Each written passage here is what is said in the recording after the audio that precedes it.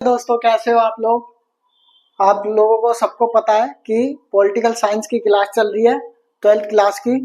Chapter number 2 सत्ता के वैकल्पिक केंद्र, कंटेम्प्रेरी सेंटर्स ऑफ पावर्स को हम डिस्कस कर रहे थे कि पावर क्या है, सत्ता क्या है, सत्ता के वैकल्पिक केंद्र क्या है, इसके बारे में हमने डिस्कस करी थी। इसके अंदर कई सारी चीजों को हमने डिस्कस करा था और जानने की कोशिश करा था कि इसके अंदर एक्चुअल में क्या क्या बातें हैं। ठीक है, आज जो है एक नया टॉपिक, एक इस चैप्टर के अंदर एक नया टॉपिक स्टार्ट होने वाला है। इससे पिछली क्लास के अंदर हमने कई सारी चीजें जानने की कोशिश करी थी, जैसे यूरोपीय संघ क्या है, आसियान क्या है।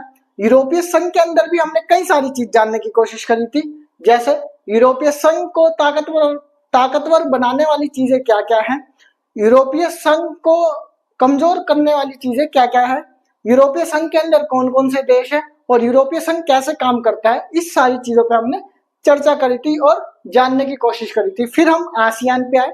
आसियान के अंदर हमने कई सारे टॉपिक्स डिस्कस करे थे, जैसे आसियान क्या है, आसियान विजन 2020 क्या है, आसियान शैली क्या है, आसियान के अंदर कितने देश हैं, आसियान कैसे बना, ठीक है, आसियान की विशेषता क्या थी। ये सारी चीजें हमने जानने की कोशिश करी थी और डिस्कस करी थी। ठीक है, तो ये सारी चीज जो है हम जान चुके हैं। अब जो है एक नया जो अध्याय, मतलब इस अध्याय के अंदर एक नया जो कॉन्सेप्ट या एक नया जो टॉपिक है वो चीन है। भाई, चीन के बारे में आज हम जानने की कोशिश करेंगे कि चीन क्या है। ठीक है, चीन को हम डिस्कस करेंगे कि चीन क्या है, चीन की चीन की खुले द्वार की नीति, चीन की खुले द्वार की नीति और मतलब ओपन डोर पॉलिसी क्या है, चाइना ओपन डोर पॉलिसी क्या है, चाइना कैसे बना, चाइना में कौन सी पार्टी थी, ठीक है, ओपन डोर पॉलिसी कौन लाया, ये सारी चीज हम डिस्कस करेंगे और भी कई सारी चीज जानने की हम कोशिश करेंगे। ठीक है, तो आइए अब चलते हैं चीन के ऊपर कि चीन क्या था। ठीक है,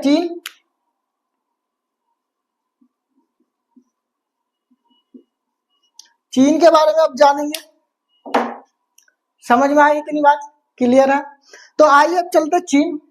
चीन की जो शुरुआत होती है, चीन की जो शुरुआत होती है, चीन की कब शुरुआत होती है वो जानने की कोशिश करेंगे। फिर उसको एक एक करके एक एक पॉइंट को समझते हुए हम आगे चलेंगे और फिर इसकी खुले द्वार की नीति पर चर्चा करेंगे। ठीक है, जिसने भी आसियान यूरोपीय संघ नहीं पढ़ा, पिछली क्लास को आप देख लीजिएगा।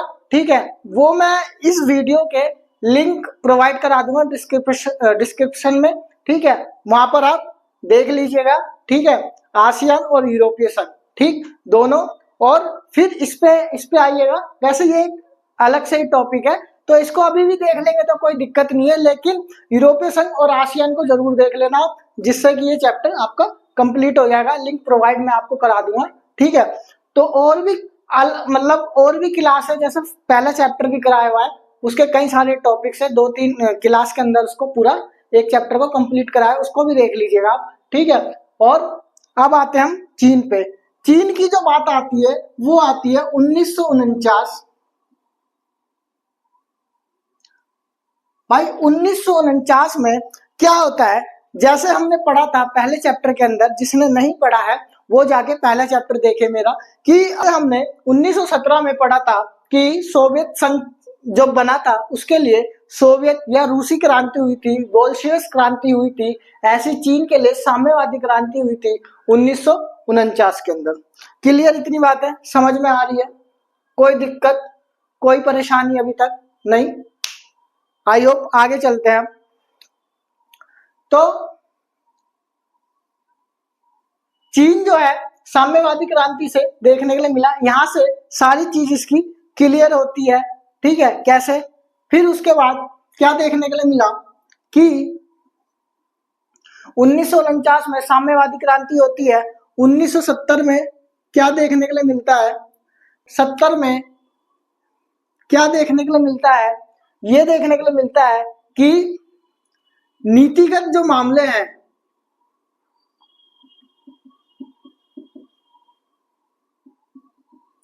क्या नीतिगत जो मामले हैं उसका अब डिसीजन लेने की बात करी गई। नीतिगत मामले नीतिगत मामलों पर या नीतिगत निर्णय की बात करी जाए, नीतिगत निर्णय 1970 में इसने स्टार्ट करी, नीतियां बनाना स्टार्ट करी, पॉलिसी बनाना स्टार्ट करी 1970 में। 1949 में साम्यवादी क्रांति होती है, ठीक है, और 1970 के अंदर नीतिगत निर्णय या नीति बनाना स्टार्ट करी, पॉलिसीज बनाना स्टार्ट करी, ठीक। फिर उसके बाद आगे चलते हैं, 1972 के अंदर क्या देखने के लिए मिलता है, 1972 के अंदर क्या देखने के लिए मिलता है कि एक अमेरिका जो था, अमेरिका के साथ संबंध देखने के लिए मिलते हैं चीन के। मतलब कहने का मतलब कि उस टाइम अमेरिका, जैसा हमने पढ़ा था कि सोवियत संघ जो है, सोवियत संघ के टूटने के बाद अमेरिका का वर्चस्व देखने के लिए मिला, डोमिनेंस देखने के लिए मिला। तो उसी के अंदर अमेरिका का जो संबंध देखने के लिए जब मिला, क्या देखने के लिए मिलता है कि अमेरिका उस टाइम अमेरिका का वर्चस्व था, तो कहीं ना कहीं सारे देश उसके साथ संबंध स्थापित करने की शुरुआत कर देते। तो चीन ने 1972 में अमेरिका के साथ संबंध बनाने की शुरुआत करी, ठीक है, इतनी बात क्लियर है। और ये अमेरिका के साथ संबंध आर्थिक मामलों में भी बना रहे हैं, मतलब व्यापार को लेकर, ठीक है, ये सारी चीज इसके अंदर देखने के लिए मिली, ठीक। आर्थिक मामलों में व्यापार को लेकर अगर एक और चीज लिखना चाहे तो राजनीति भी, राजनीतिक मामलों में भी ये क्या कर रहा है, इसके साथ रिलेशंस, संबंध बना रहा है, ठीक है, इतनी बात क्लियर समझ में आ रही है, इतनी बात क्लियर समझ में आ रही है। आगे चलते हैं, 1972 के बाद 1973 में आधुनिकीकरण करा भाई इसने।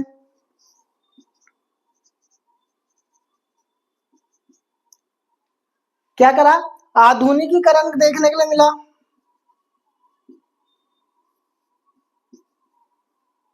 मतलब आधुनिकीकरण क्या होता है, मतलब इंडस्ट्रियल एरिया को अब लगाने की स्टार्टिंग करी गई, सब कुछ आधुनिक करने की बात करी गई, जो पुरानी चीजें चली आ रही थी अब उसमें चेंजेस लाने की बात करी गई, वही आधुनिकीकरण।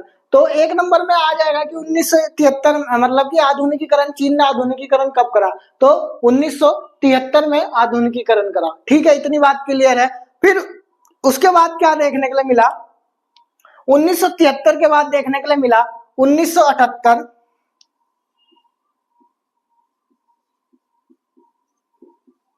1978 अभी तक क्लियर होगी कि 1949 में साम्यवादी क्रांति होती है, उसके द्वारा चीन का क्या, यहाँ पर साम्यवादी एक पार्टी आती है, ठीक है, साम्यवादी क्रांति होती है और साम्यवादी की नींव रखी जाती है।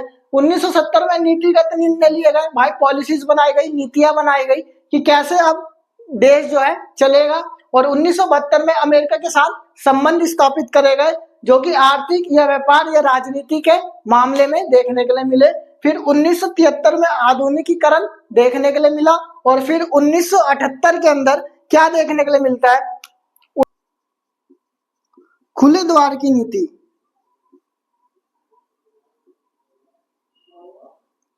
खुले द्वार की नीति जो है 1978 में देखने के लिए मिलता है। 1978 में खुले द्वार की नीति क्या है, 1978 से पहले 1973 को थोड़ा मतलब कि थोड़ा डिटेल में और जानने की कोशिश करेंगे। क्या जानने की कोशिश करेंगे कि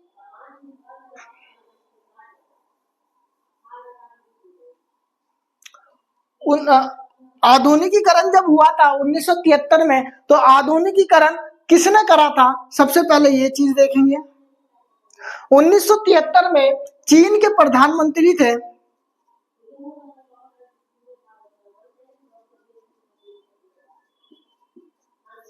में चीन के प्रधानमंत्री थे, और चीन के प्रधानमंत्री कौन थे उस टाइम, याद है कौन थे, चीन के प्रधानमंत्री उस टाइम थे चाउ एन लाई।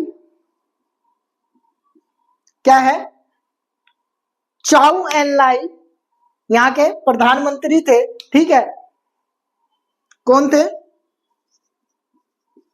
चाउ एन लाई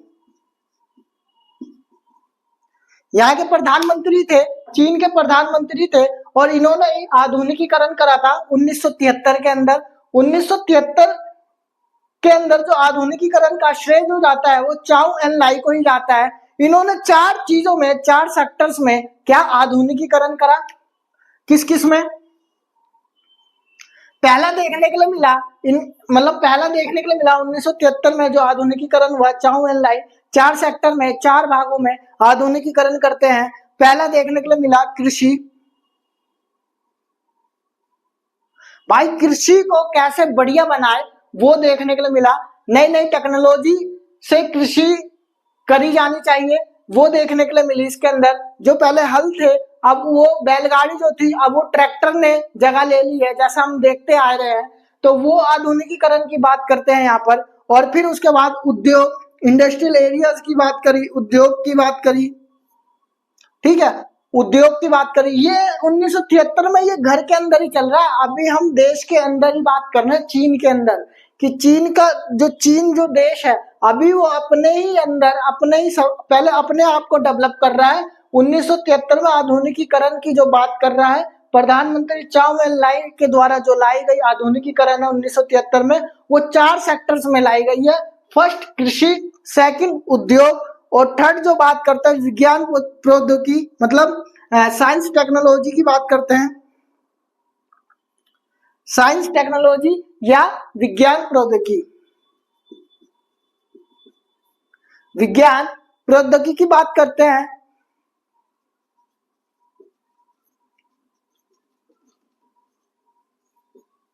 ठीक है, विज्ञान प्रौद्योगिकी की बात करते हैं, साइंस टेक्नोलॉजी की बात करते हैं। और जो लास्ट देखने के लिए मिला वो लास्ट देखने के लिए मिला सेना।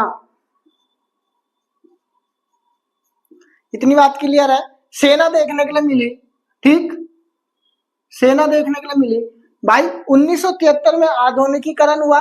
आधुनिकीकरण करने का श्रेय किसको जाता है? चाउ एन लाई मतलब चीन के प्रधानमंत्री थे। इन्होंने 4 सेक्टर्स में क्या करा? आधुनिकीकरण करा। पहले कृषि में, कृषि को और बेहतर बनाने के लिए, ठीक है, मतलब उसमें नई नई टेक्नोलॉजी लाने के लिए। फिर उद्योग, बिल्डिंग्स वगैरह, उद्योग वगैरह, कंपनीज वगैरह विकसित करने के लिए। और फिर विज्ञान प्रौद्योगिकी, विज्ञान को, टेक्नोलॉजी को और बढ़ाने के लिए। और सेना को मजबूत करने के लिए। 4 चीजों पे इन्होंने क्या करा? आधुनिकीकरण करा। ठीक, फिर उसके बाद देखने के लिए मिला open door policies. Open door policy देखने के लिए मिली 1973 आई हो, आपको बहुत अच्छे से क्लियर हुआ होगा। ठीक है, चाउ एन लाई के द्वारा 1973 में देखने के लिए मिली सारी चीज। ठीक है, फिर 1978 के अंदर क्या देखने के लिए मिलता है? 1978 में खुले द्वार की नीति।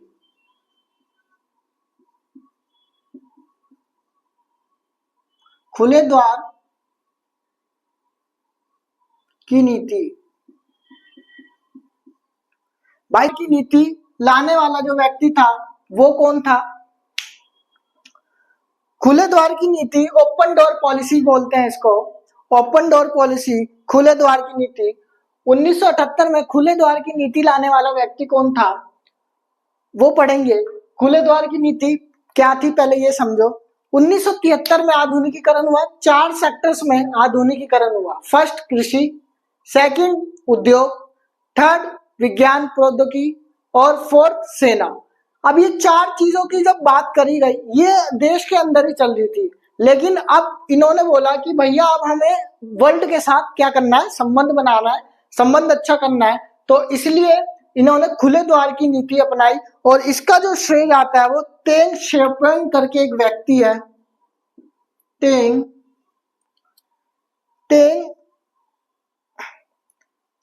श्याओपिंग करके एक व्यक्ति है।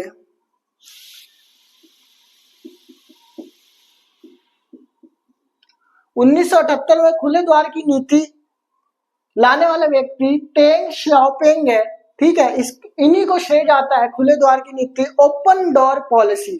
ओपन डोर पॉलिसी वो पॉलिसी थी, खुले द्वार की नीति वह नीति थी जिसके द्वारा चीन की अर्थव्यवस्था में सुधार और बेहतरीन ढंग से देखने के लिए मिला, चरम स्तर पर देखने के लिए मिला।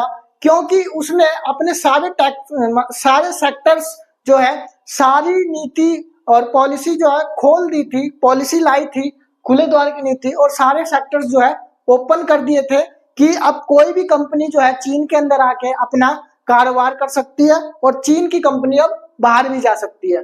तो 4 सेक्टर जो देखने के लिए मिले, 3 सेक्टर उसके अंदर कृषि, भाई जो भी अब हम उगाएंगे अब वो बाहर हम बेच सकते हैं, एक्सपोर्ट इंपोर्ट कर सकते हैं, आदान प्रदान अब कर सकते हैं। 1978 में ये देखने के लिए मिला।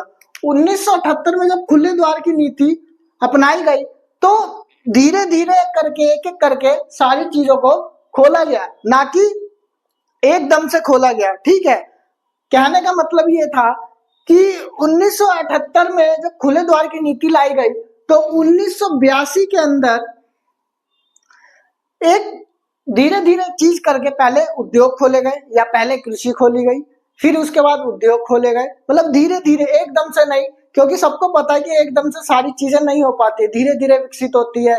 ठीक है, पहले जैसे फॉर एग्जांपल जब बच्चा पैदा होता है तो वो पहले पैरों पे, मतलब कि पहले रेंगते हुए चलता है, पहले नहीं चलता है, फिर रेंगते हुए चलता है लेट के, फिर घुटनों पे आता है, फिर वो धीरे धीरे चलना स्टार्ट करता है, फिर वो भागना स्टार्ट करता है।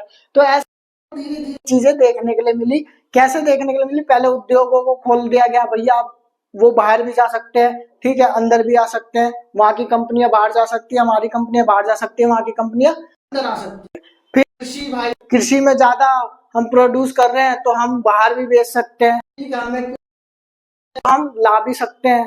ठीक, फिर उसके बाद विज्ञान, भाई नई नई टेक्नोलॉजी देखने के लिए मिली विज्ञान में। तो बाहर के देशों में अगर ज्यादा विज्ञान टेक्नोलॉजी हम उसका क्या यूज कर सकते हैं और हमें हमारे पास है तो हम भी यूज करवा सकते हैं। तो ये सारी चीज देखने के लिए मिली।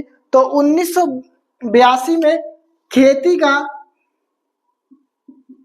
या कृषि का निजीकरण करा गया। ठीक है, प्राइवेटलाइजेशन करा गया 1982 में, किसका? खेती का। ठीक है, और 1998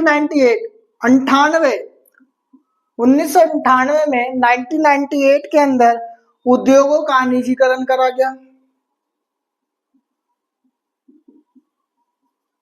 ठीक है, मतलब अब उद्योग कंपनी जो थी निजीकरण हो गया, प्राइवेटलाइजेशन हो गया, प्राइवेट कर दिया गया। प्राइवेटलाइजेशन मैंने पढ़ा रखा है, प्राइवेटलाइजेशन क्या है, ठीक है, मतलब निजीकरण बता रखा है पहले चैप्टर के अंदर थोड़ा सा, ठीक है, उसको जाके आप पढ़ लेना। तो ये सारी चीज जो है इसके अंदर बनाई गई उद्योग के लिए ही, आर्थिक मजबूती के लिए ही। क्या देखने के लिए मिला कि एक सेज की स्थापना करी थी। किसकी? सेज की स्थापना करी थी। सेज की जो फुल फॉर्म थी, सेज की फुल फॉर्म थी स्पेशल इकोनॉमिक जोन।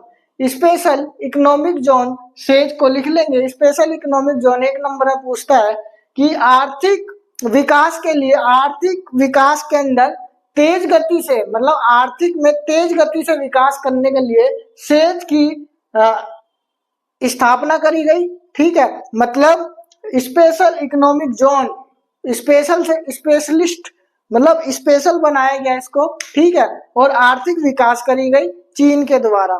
ठीक, इसलिए हम देखते हैं चीन जो है आज के टाइम में अर्थव्यवस्था में देखने के लिए मिलता है सबसे आगे, भारत से भी ऊपर है वो। ठीक, तो ये सारी चीज देखने। और 2001 के अंदर क्या देखने के लिए मिला, वो WTO, मतलब वर्ल्ड ट्रेड ऑर्गेनाइजेशन के अंदर, जिसको बोलते हैं विश्व व्यापार संगठन, विश्व व्यापार संगठन में क्या होता है, ये शामिल हो जाता है। कौन? चीन। ठीक है, चीन जो है शामिल हो जाता है।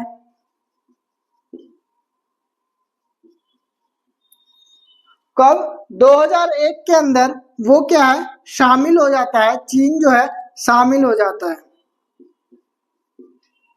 ठीक है, WTO में से पढ़ लिया हमने। ठीक है, ये सब जानने की हमने कोशिश कर ली। तो आई होप आपको बहुत अच्छे से क्या है सारी चीज क्लियर होगी। लेकिन जब ये सारी चीज हुई, ओपन डोर पॉलिसी हुई, इतनी विकसित होने लग गया पूरे दुनिया में अपनी सारी चीज, आज भी देखता हूँ पूरे दुनिया चाइनीज माल करते करते देखते हम। तो सारी चीज देखने के लिए मिलती है। लेकिन आज भी यहाँ पर 10 करोड़ लोग जो हैं,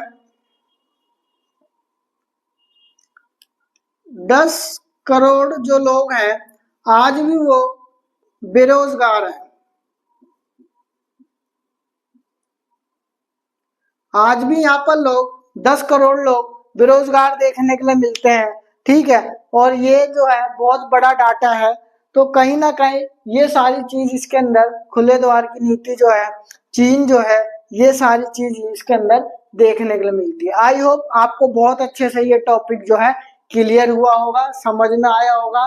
ठीक, हमने कई सारी चीज डिस्कस करी चीन के अंदर, जैसे 1949 में साम्यवादी क्रांति होती है, चीन को बनाया जाता है, ठीक है, साम्यवादी आता है। फिर उसके बाद 1949 के बाद 1970 के अंदर नई पॉलिसीज बनाता है, वो नीति बनाता है, ठीक है, नीति का निर्माण करता है। और फिर उसके बाद 1972 में क्या देखने के लिए मिला, 1972 के अंदर अमेरिका के साथ वो संबंध बनाता है, आर्थिक और राजनीतिक संबंध बनाता है और अपने देश को मजबूत करने की कोशिश करता है।